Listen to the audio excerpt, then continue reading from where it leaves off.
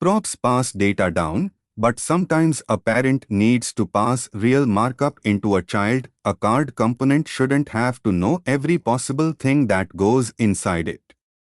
In this video, you'll use default, named, and scoped slots. This slot tag is a real placeholder. Whatever markup the parent puts inside card tag renders exactly here. This paragraph is genuinely rendered by the child, right where its slot tag is, even though the parent wrote it.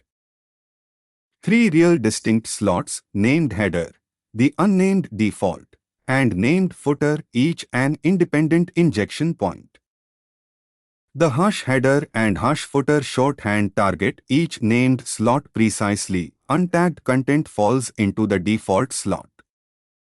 This scoped slot lets the child hand back its own real item data, which the parent's template then decides how to display. A component with no slots can only ever show what its own template hardcodes.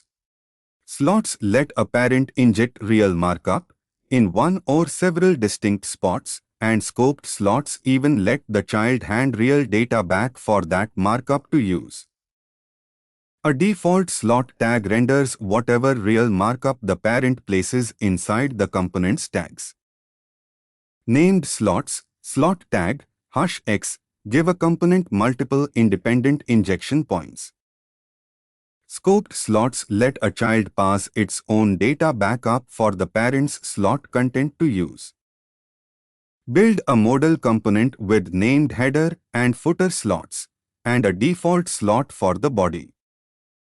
Next, the composition API's core primitives, ref and reactive, in more depth.